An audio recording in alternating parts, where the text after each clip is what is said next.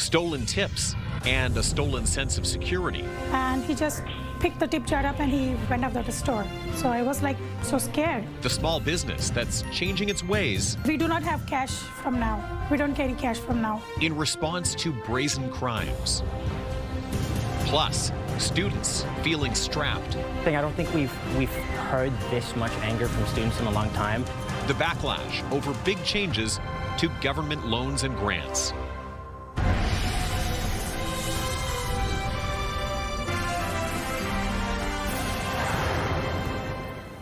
Good evening. We begin with yet another brazen jewelry store robbery. This one at a store inside Guelph's Stone Road Mall just yesterday afternoon. Police say 4 males used hammers to smash display cases while a 5th person waited outside in a getaway vehicle. CTV's Krista Simpson is here now with more on this tonight. Krista, police have released images of the people they're looking for. Yes, Tony, police have released photos of the thieves as well as the car used to flee the scene. We also have video of the incident that was sent to us by a viewer. Viewer video shows the robbery in progress. 4 people in dark clothes, masks, hoods and gloves taking jewelry from a store at Stone Road Mall. They used hammers to smash a couple of display cases and made off with an undisclosed amount of jewelry. The 4 thieves ran off, police releasing these photos of the people they're looking for. And police say a 5th person was waiting outside in a white 4-door Honda Civic, a model from around 2018 with 5-spoke rims, a sunroof low to the ground, and the license plate DFEX 781, which is registered to a different vehicle.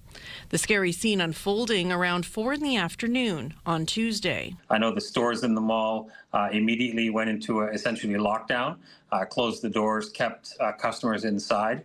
Until it was deemed safe to leave the store. The vehicle was last seen traveling southbound on Edinburgh Road South. Police say no physical injuries were reported, and while they can't comment on whether the theft could be linked to any other recent jewelry store robberies, our investigators certainly work with their counterparts and other police services all over Southern Ontario.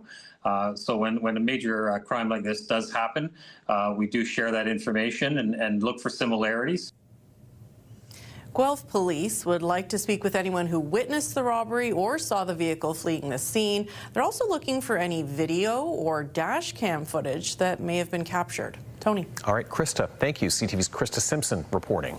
Time for a first check on the weather. Let's head over to Ashley Bacon in studio now with all the latest. And I guess the good news is the ice storm we were expecting, I don't think it was as bad as it could have been. That's right, Tony. And we didn't quite get as cold as we were expecting to stay throughout the day. We actually hit a little over 0. So we did see a lot of precipitation throughout the day, but it wasn't a lot of ice buildup here in Waterloo region, at least. That being said, Environment Canada downgrading to a freezing drizzle advisory this afternoon. That's going to continue for the next few hours. We still could see minor ice buildup, and of course, with any storm that involves ice and snow, it could make for very slippery conditions. So make sure if you are out and about, you're taking your time on roadways and walkways just to be safe. Right now in Waterloo region, we're sitting at a comfortable -1. Easterly winds 24 kilometers an hour. And if we take a look at that satellite, you can see, Tony, there's a little bit of precipitation lingering just north of us and east of us. But the good news is we are likely to see clearer skies in regards to precipitation tomorrow. Ashley, thank you. And the storm has certainly hit different parts of Southern Ontario to a different degree. It's been causing some turbulence at Pearson Airport, where dozens of flights have been canceled or delayed as a result of the messy weather.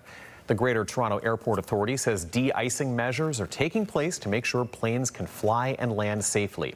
We spoke with some passengers today who are hoping their flights are not delayed, including an athlete who's heading to Milan to cheer on our country's bobsledding team. I'm off to Milan, so. Yeah, you've got a pretty important destination to get to, right? 100%. We got to represent Canada. We got to go cheer for our guys and girls, and we just got to go strong out there. Yeah, no, I'm just probably going home to get to the same weather at home, yeah. Just hopefully I make it home. Well, that's my question. Any flight delays or anything right now? So far, everything's good, yeah. We're praying we're going to make it. Spend some time in the lounge, and hopefully we get out of here. Data from the airport shows just over 20% of flights in and out of the airport have been canceled within the last 24 hours. Passengers are advised to check the status of their flights before heading to the airport. Well, here in the region, freezing rain has disrupted Ion Light Rail service in Kitchener and Waterloo.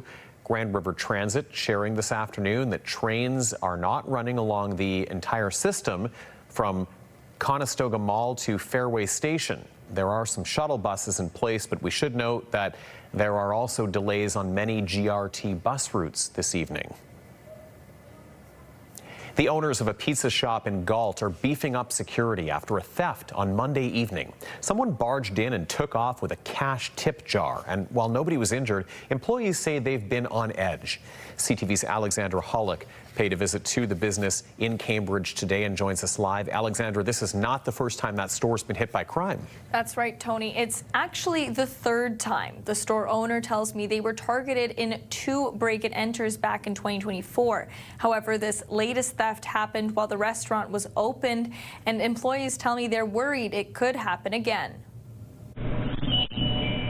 Security footage from a Guelph pizza shop shows a masked male making his way to the counter Monday night. He grabs the tip jar and with a small wave, he's out the door. I was like so scared. For like 5-6 seconds, I'm just watching him, that what he's doing. Pinu Patel works at 2-for-1 Pizza on Myers Road. Hi, 2-for-1 Pizza. She says she watched the theft happen from behind the counter. And then I called my manager, and he came in the front, and we both went behind him. Patel says the pair ran out to try and get a photo of the getaway car. According to Waterloo Regional Police, the black Honda Civic was reported stolen in Toronto earlier that day. Wow. Wow, it was like scary. Like from Toronto, the 5 people came here. Police say only 1 person entered the business, but it's not clear how many people were in the vehicle.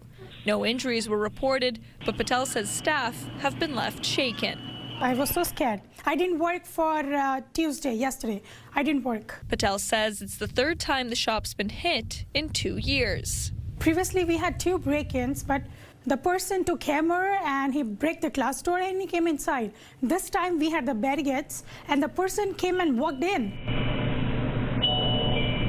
The sudden steal has prompted the store to stop accepting cash payments, including tips. Roughly it was like $200 for the same day. And now like the manager told that no tip jar will be provided. So it's like costing our pockets as well. But Patel says the cost of safety is priceless. And while the shop steps up its security measures, she's hoping more will be done in the plaza and by police. It's the safety concern. We need the security in the plaza as well. We need the patrolling of police regularly. Waterloo Regional Police tell us they are investigating the incident but have not yet provided a description of the suspects. They encourage business owners or anyone who may find themselves in a similar situation to avoid chasing after suspects and instead get to a safe place and call 911 immediately. Tony. Alexandra, thank you. CTV's Alexandra Hollick reporting. A dire warning from the president of Fanshawe College. More cuts are coming. At a town hall meeting this week, he laid out a bleak financial picture for the institution, a bad situation that's made worse by declining enrollment numbers. CTV's Jerry Dewan has details.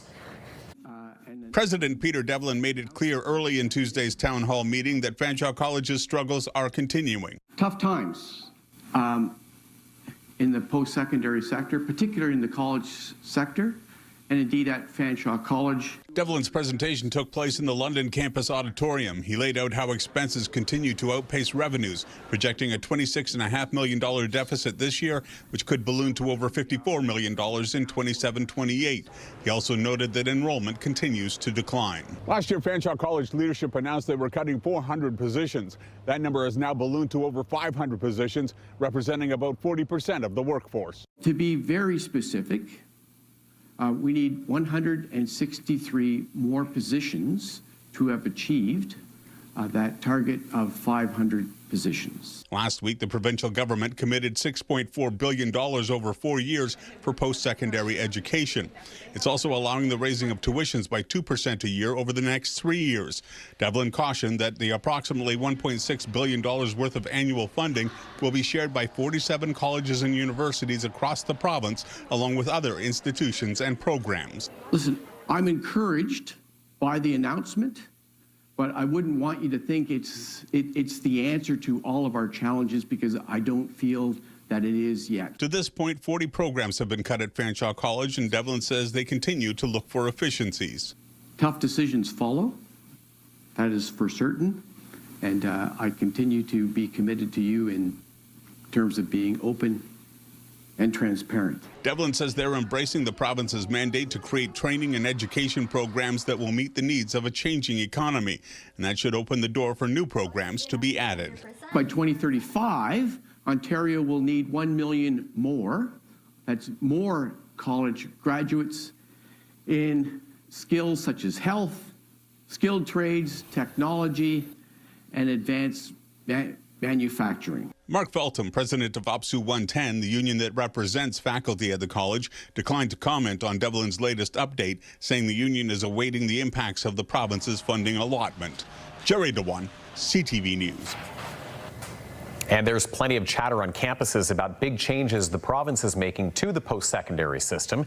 The end of a 7-year tuition freeze is being welcomed by administrators, but not by students, who are also going to have to grapple with changes to loans that will leave many taking on more debt. CTV's Jeff Pickle following this story for us tonight. Jeff, safe to say the consensus here is quite a double whammy for students. Well, Tony, the University of Waterloo Students Association president calling the OSAP change a poison pill, and say it will dramatically impact lower income students who more often rely on OSAP funding. They say they are happy to see institutions receive more, but say it shouldn't come on the backs of students.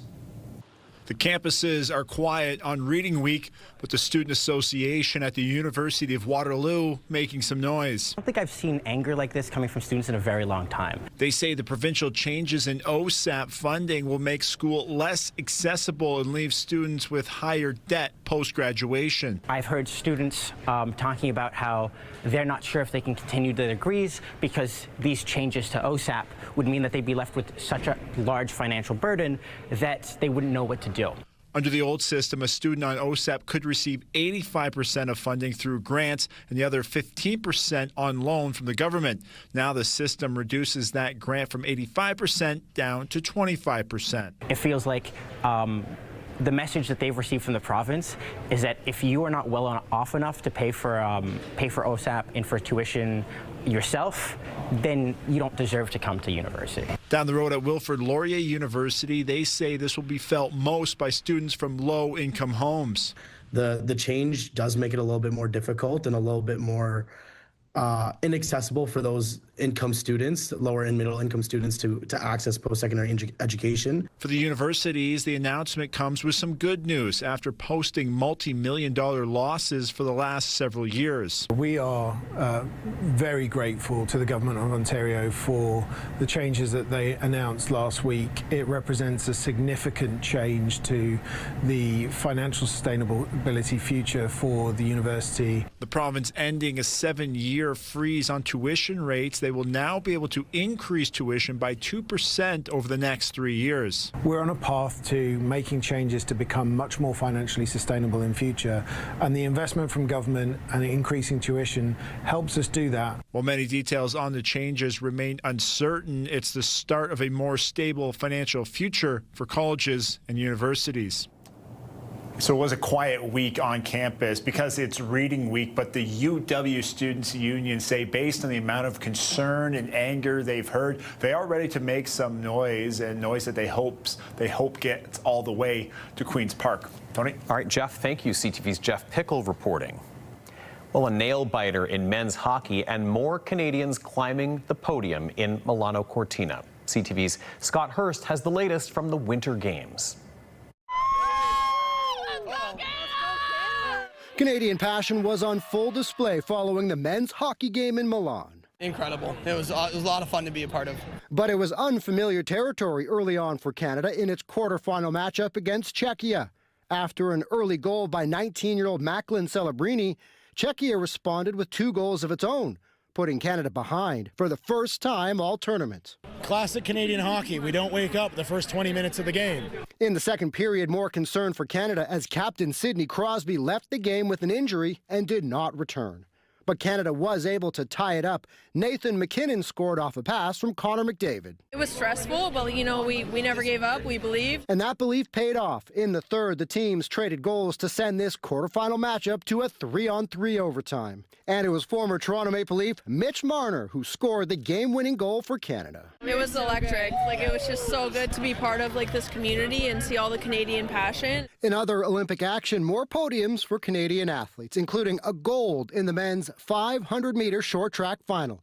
Stephen Dubois is now the Olympic champion. Also, Canada won a bronze medal in the women's 3,000-meter relay. The team of Dana Iblé, Kim Boutin, Florence Brunel, and Courtney Sereau. For Sereau, the 25-year-old from Moncton, New Brunswick, this is her 4th Olympic medal at these games. The spotlight returns to hockey tomorrow with the highly anticipated women's final, Canada versus the United States. The Canadians lost to the Americans earlier in the tournament, but Team Canada is the defending Olympic champion. Scott Hurst, CTV News, Toronto. Frustration over a small-town post office shutdown because of this harsh winter. Coming up, we'll find out how a critical service in Huron County has been sidelined by the weight of heavy snow.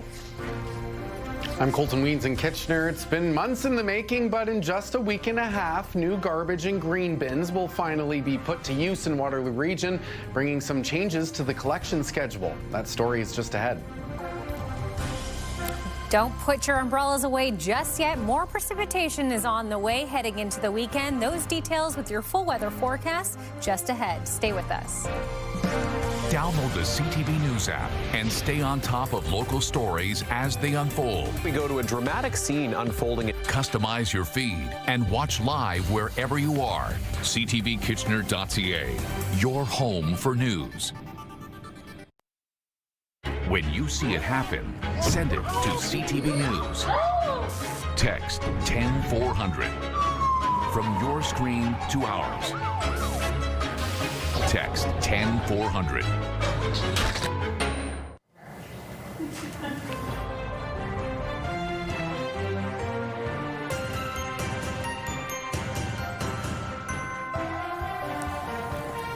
It's been a long time coming, and beginning next month, the region of Waterloo is officially switching to its new waste collection system. And that means rolling garbage and green bins that have been distributed will be in use. Let's head over to CTV's Colton Weens for the latest on this time of transition. Colton, it actually begins on March the 2nd. Some people might have a different pickup day, though. Yeah, that's right, Tony. The new bins will finally be used in just over a week and a half, but the region wants residents to double-check their information, as some of the pickup days have changed and you might be putting out your waste on a different day. For months, they've just taken up space at homes across the region of Waterloo, but starting the first week of March, the new garbage and green bins delivered over recent months will be the only bins allowed for garbage and organic waste pickup. All the residential carts are now delivered.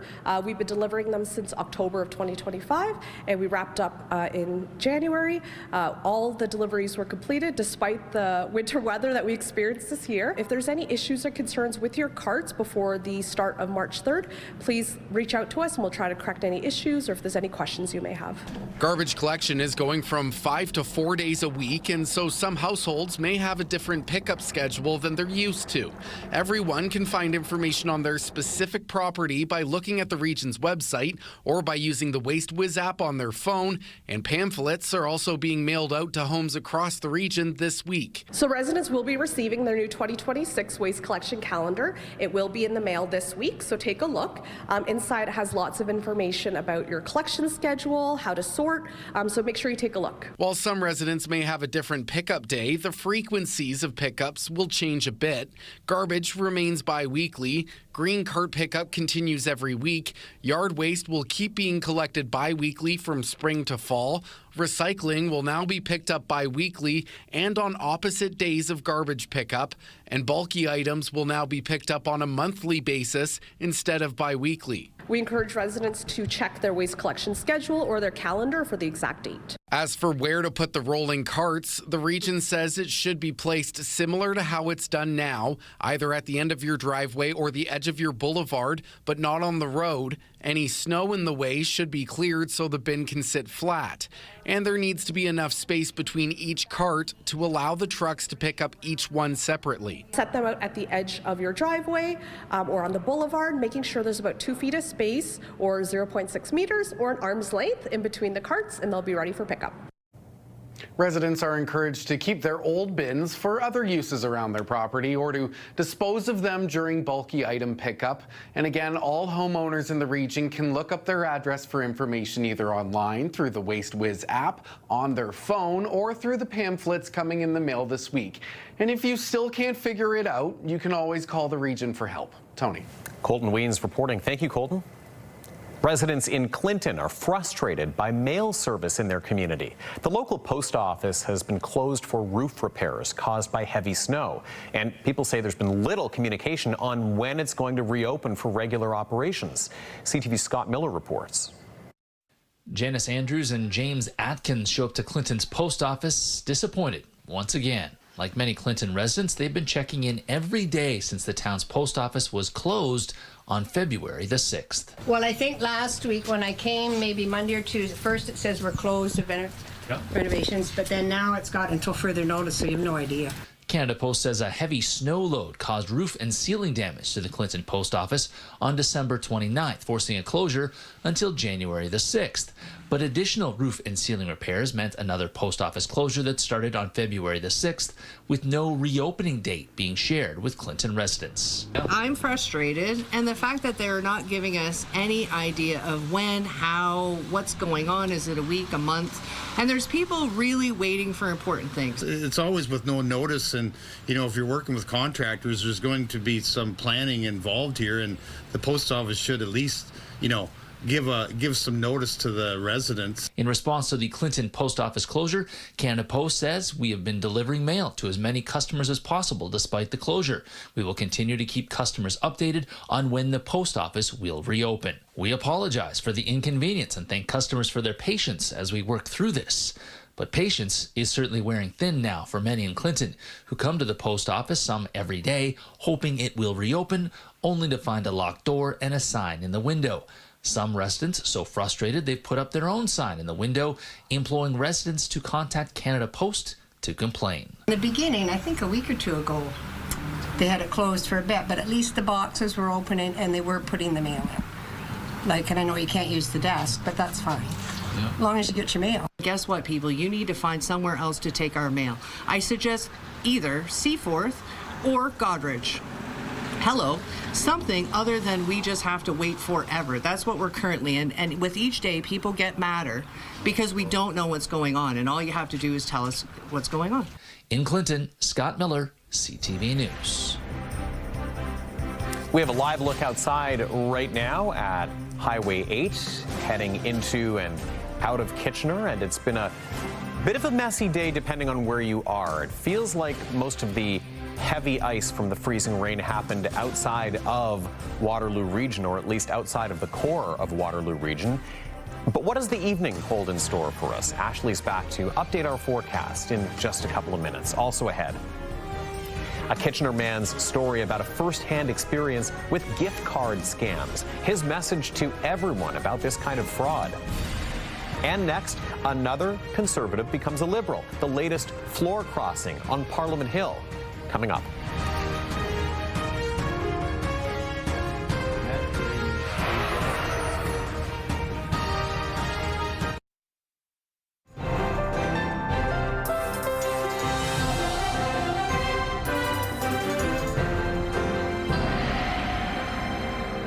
Well, I just checked outside before we started on the air. It's not raining. It's not freezing raining. There's a little bit of ice buildup on the trees around our station here, but I was thankful that the drive in today wasn't slippery. No, it wasn't nearly as bad as we expected it could have gotten. So thankfully, Mother Nature really gave us a better result than we all expected. Though I suspect here in the urban core of Waterloo region, we may have been a little bit insulated from some of the harder hit areas, especially once you head east down the 401, north of the city. I understand hearing reports from some people in those areas that was a little bit worse as far as the ice goes. You're right on, Tony. I was speaking with some family in Scarborough earlier today, and they were getting wet, heavy snowflakes. So we certainly got, I think, the easier end of this storm. Got off easy. Not too bad. But let's take a look back outside at Highway 8. You can see so much snow has now melted, Tony. A combination, of course, above seasonal temperatures and all of that wet rain we've had over the last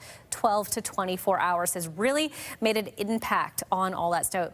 Our camera operator, Dan Lochner, bringing us this beautiful shot in Kitchener tonight. Thank you, Dan. But there is still lots to talk about in weather tonight. Environment Canada reissuing an alert. It's more of an advisory now for freezing drizzle. So it has been downgraded from yesterday's storm watch. We're still going to see potentially some minor ice buildup over the evening hours. And of course, as I mentioned earlier, anytime there is ice involved, it could be slippery out there. So just take your time and be safe while you're out and on the roads and on the walkways. Looking at our futurecast, this is that band of precipitation that continues to cause us this rainy mixed weather. That's going to continue over for the next few hours, but as we get into early Thursday morning, that starts to clear out and makes way for more cloud cover. Now we might see a little bit of sunshine up in Wyerton and Mount Forest tomorrow morning, but overall we are expecting a pretty cloudy day. We are looking at another system coming into late Thursday and maybe Friday with some more freezing water. I was going to say freezing water, which it is, but freezing rain. But we're going to keep an eye on that and get as much info from Environment Canada on that tomorrow. Looking at our temperatures across the country, starting on the west coast, very comfortable 4 degrees with a bit of sunshine in Victoria and Vancouver. Just over the Rockies, though, minus 25 in Edmonton. Very cold. Saskatoon, minus 17 in Winnipeg, minus 4 and some snowy conditions there. In our eastern provinces, we're looking at minus 4 in Ottawa, and over in Corner Brook, minus 7 with a bit of snow. St. John's is also getting a lot of snow this hour. Minus 2 locally here in Waterloo region. Now it is feeling a little cooler with wind chills. We're looking at around minus 8 already. That's similar to what we're going to get for our overnight. Looking at minus 2 as our overnight low. Feeling closer to minus 9 with that wind chill as that drizzle continues. Tomorrow, as mentioned, cloudy conditions expected. But what's really nice is we're still seeing above normal temperatures. 1 is our expected high. Very nice indeed. So we might even continue to see some more snow melt. Looking at our 7-day forecast for Waterloo region, sleet returning for Friday, but a very nice day in regards to temperature. 2 is the expected high before it converts to flurries for your weekend. In Lambton, Kent, Essex, similar conditions being felt there, but a little bit more wet. Rain is expected for your Thursday and Friday, a high of 7 degrees both days, before temperatures take a little bit of a dip over the weekend, and you might see a bit more sleet and flurry combination. And lastly, in southern Georgia Bay, you're looking like a nice Thursday, 2 and mix of sun and cloud before that system returns for Friday, bringing with it a mixture of rain and snow, and those flurries continuing through your weekend. So overall, warming conditions, but still might be a little bit of a messy mix. Okay, let's take a look at today's Weather Watcher picture sent in from Simona from Waterloo Park last night. She dubbed this shot Silent at Night, and I think it perfectly captures winter in the region. Thank you for sharing. Isn't that a fun one today? That is very fun. Yes, on the very, very edge of Waterloo Park, as I can tell by the background shot there. It's been part of my running route many times over the years. You are very familiar with that area. Oh my gosh, yes. During COVID, I think I was out running that stretch every single day. There you go. Yeah, well, it's a nice part of the trail to enjoy up there. It is, and we thank everybody who sends in all of your beautiful shots, but we don't necessarily get cityscapes too often. Not so often. I thought that was a really nice change. That is of a pace. nice one. Yes. Love our urban landscape. I do, yeah. All right, thanks, Ash. Thank you. A gut punch for the federal Conservatives today as a third MP crossed the floor to join the Liberals. Alberta's Matt Generous says he made the move because of challenges facing the country. Well, analysts say it's a big deal because it creates a possible pathway for Mark Carney to secure a working majority in the House. CTV's Mike LeCouture has more on the surprise defection. Matt brings a wealth of experience. Prime Minister Mark Carney praising his newly poached MP. Matt Genereux says his decision to leave the Conservatives was more about the team he was joining. Quite simply couldn't sit on the sidelines after seeing what the Prime Minister was, the ambitious agenda he was undertaking across the country and across the world. In November, Genereux said he was leaving politics to spend more time with his family. But the Alberta MP says it was Carney's speech at Davos that convinced him to change his mind. I think it opened a lot of eyes for Canadians, Albertans, Edmontonians, just how serious this national heating crisis truly is. A Conservative leader, Pierre Poilievre, responded on social media, calling the floor crossing a betrayal of the people in Genereux's riding who voted for affordable food and homes, safe streets, and a strong resource sector. And some believe Genereux could suffer the consequences of his decision in the next federal election. When he starts knocking on doors, he's going to get a bit of a wake-up call that these people didn't vote for a good speech in Davos. They voted for a Conservative member of Parliament to represent their Conservative values, and that's not what they're getting. But Poilievre could feel the effects first.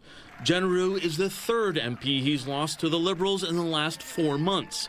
While polls have the Liberals and Conservatives in a dead heat, Carney has a 29-point lead when it comes to preferred Prime Minister. When some caucus members leave to cross the floor to join the Liberals, that's their own vote of what I'll say discontent with Pierre Poilievre as a leader and as a potential Prime Minister.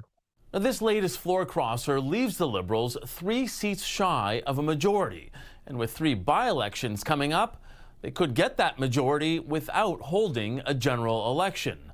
Mike LeCouture, CTV News, Ottawa. If you're planning to fly for some summer travel, your options might look different this year. Just ahead, 2 major Canadian carriers reduced their flights to the U.S. What that could mean for options and prices next.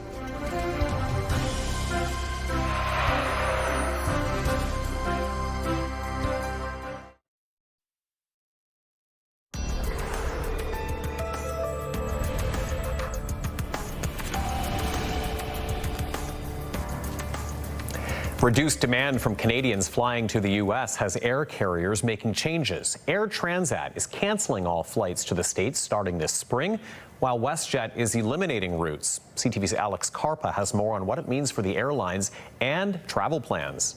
Yeah, this is myself with my daughter when she was going to school just outside of Pittsburgh. Mike Gebhardt is a frequent traveler to the United States. Well, on average, I would probably travel 3, 4, maybe 5. His daughter lives in Alabama, but visiting her sometimes is not easy. I do fly out of Saskatchewan most of the time, so it is a bit of a challenge. Leave early in the morning, come back late at night. But traveling could get a little more chaotic for passengers like Gebhardt. WestJet and Air Transat recently slashed several routes from Canada to U.S. cities. It's something to always be aware of. Statistics Canada data last month showed that Canadians continue to take fewer trips to the U.S. in November 2025. Travel agent Daryl Silver says passengers shouldn't be worried about this shift. Yes, could there be more problems now? I suppose, but in general, I don't think that that's significant if that is happening. A few travel experts we spoke to say passenger demand to the U.S. from Canada is down and say it's no surprise that airlines like WestJet and Air Transat are reducing these routes. It's one of those things where they feel they can focus on domestic, where they excel, especially on the West Coast, and become more profitable. It's good for them. John Graddick says the reduction is consumer-driven. Not driven by the weather, not driven by anything else. Consumers have decided that they'd rather spend their leisure travel dollars on flights other than the USA, and they're reacting to that. Meanwhile, Porter Airlines announcing it's adding routes to the U.S., saying travelers want more options. As for Gebhardt, he says he'll continue traveling to the U.S. to see his daughter, but when it comes to vacationing south of the border, he admits he's thinking twice, especially as flight options are reduced. Alex Carpa, CTV News, Winnipeg. And time now to recap our top stories with Leanne Evans in studio. And we have the latest, Leanne, on an armed robbery at a jewelry store in Stone Road Mall in Guelph. Yeah, that's right, Tony. Police say 4 males used hammers to smash display cases while a 5th person waited outside in a getaway car. Police have released images of the people they're looking for, and viewer video shows the incident play out. The vehicle was last seen traveling southbound on Edinburgh Road South. Police say no physical injuries were reported. They're asking anyone with information to get in touch. The storm hitting southern Ontario is causing some turbulence at Pearson Airport. Dozens of flights have been canceled or delayed as a result of the messy weather. Just over 20% of flights in and out of the airport have been canceled within the last 24 hours. Here in Waterloo Region, freezing rain has disrupted Ion service in KW. There are also delays on many GRT bus routes this evening. Okay, and Leanne, online tonight, another sort of storm-related story. This one, paramedics found themselves in a bit of a situation while they were responding to a call in Cambridge. Yeah, their ambulance actually got stuck in the snow, and this is a situation that can happen as Region of Waterloo paramedics respond regularly to 911 calls in all kinds of different weather conditions. For more information on this particular story and what happened, you can scan the QR code, download the CTV News app, or go to ctvnewskitchener.ca. Tony. Yeah, our first responders are out there in all of these conditions. Exactly. Leanne, thank you for that. Thank you. Gift card scams are becoming increasingly common, and a Kitchener man is among the latest victims. He was out $800 after buying several Amazon gift cards, which turned out to be fraudulent. CTV's Spencer Turcotte explains. Compromise. The founders of Navigate Realty wanted a way to say thank you to their clients. So Scott Shea went to a Shoppers Drug Mart in Kitchener to get some Amazon gift cards. Found the kiosk, grabbed a whole stack of them, 12 of them actually. They were $100 each, $1,200 in total. Went up to the cashier, she had to rip the back open, scan it, normal thing. Then things were suddenly not normal. A couple weeks after handing out the gift cards, clients started pointing out the cards didn't work. And turned out eight of the 12 were compromised. I had to call people, ask for cards back. Again, what are the odds when it comes to it? You know, 8 out of 12. It meant they were out $800. Amazon confirmed the cards were redeemed by someone else, but told Scott it was up to Shoppers Drug Mart to resolve. He got nowhere, about a month of having his claim denied over and over.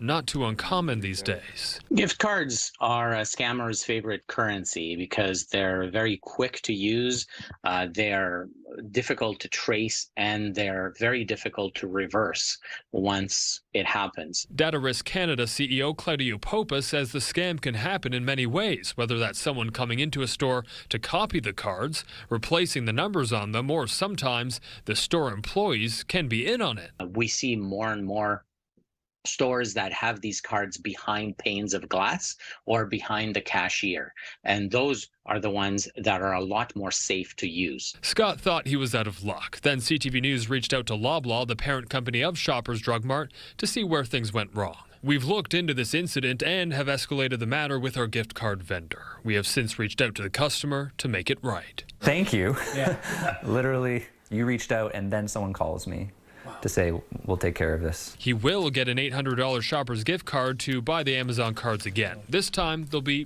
digital gift cards. Digital gift cards have not had an opportunity to be physically tampered with. It's advised that people continue to report these cases to police or the Anti-Fraud Center, which Scott did do because it helps create awareness.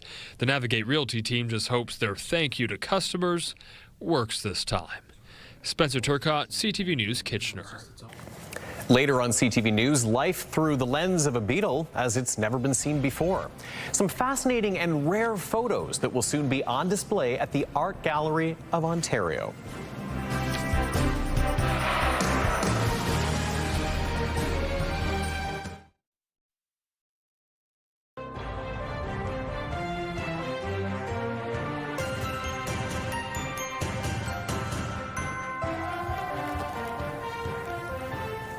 Spring training continues for the Toronto Blue Jays ahead of their first preseason game coming up on Saturday. The team looking to recapture the magic of last season as they get to start this season. And while they have plenty of devoted fans right here in Southern Ontario, they've also got a pretty big following in Florida. CTV's Sean Leathong has more from Dunedin.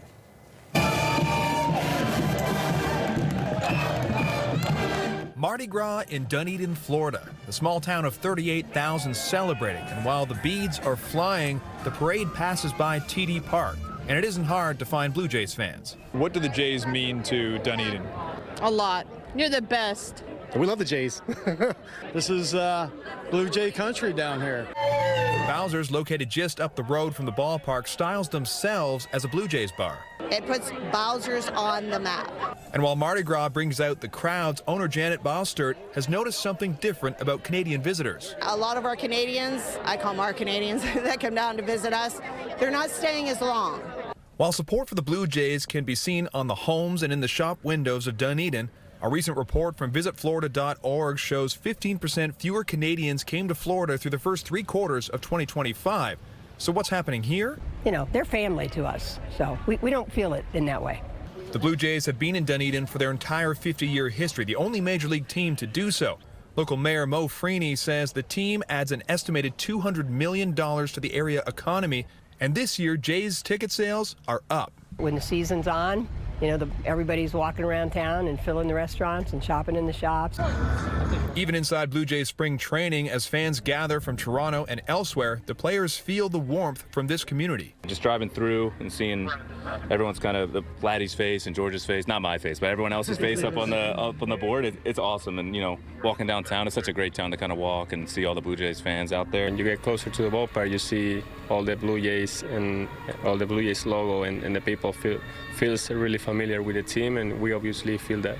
Helping the players feel a bit of the support they get at home while they prepare for the season. And it's a lot warmer than Canada right now, I'll tell you that. Vice President of Florida Operations for the Blue Jays, Shelby Nelson, says Blue Jays fandom here lasts longer than the spring. It's really, really strong. I mean, we had some watch parties during the World Series and they were packed. The club opened up TD Ballpark during the playoffs, hosting 10 watch parties through the World Series.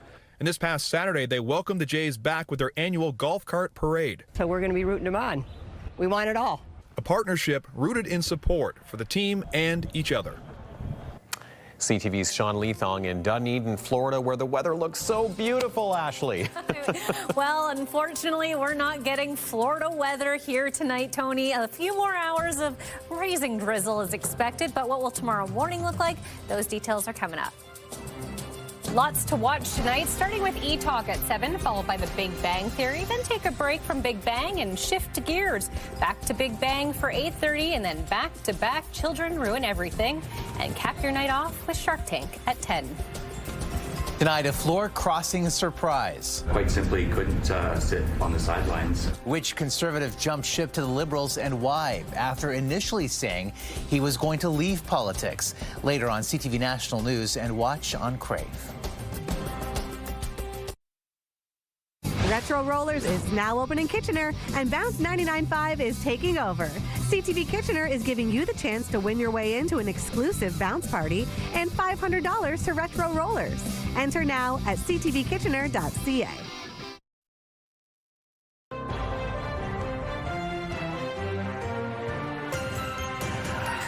All right, welcome back.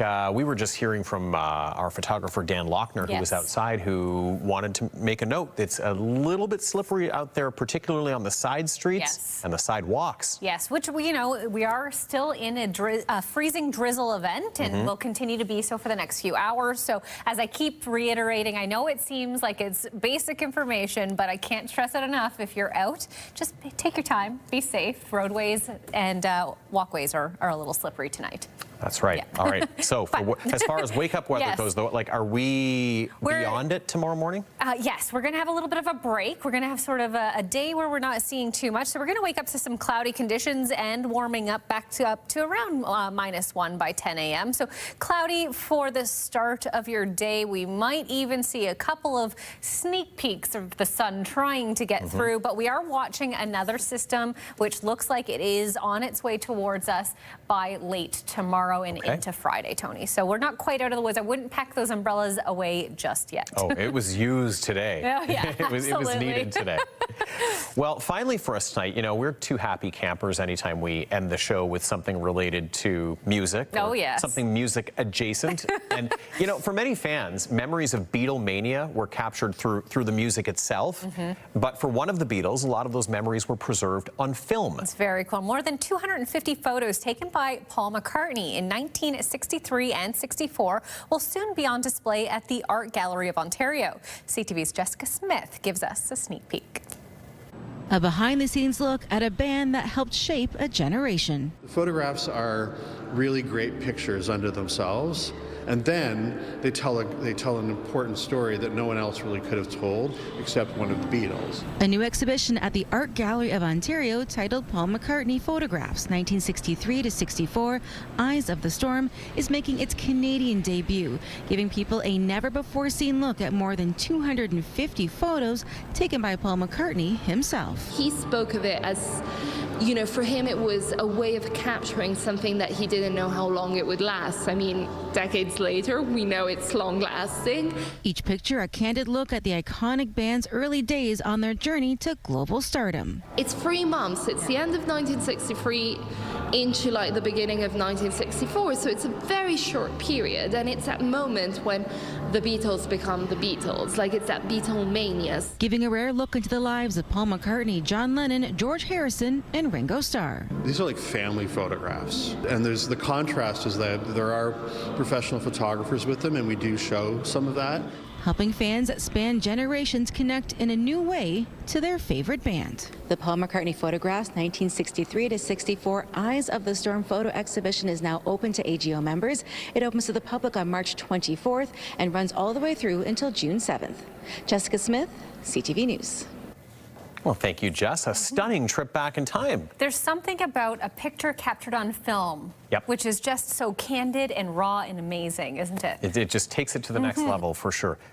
Before we go, can't end without asking you, favorite Beatles song or favorite Paul McCartney song? Goodness, you're going to put me on the spot, Tony. Oh, I don't know. No? I know there's so many.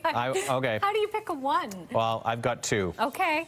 Blackbird and In My Life. Beautiful. Beautiful songs. Fantastic. But the George Harrison single, Got My Mind Set on You from the 80s, former Beatle, also I consider a banger. Well, there you go. There's my recommendations. You heard it from Tony. Have a good night.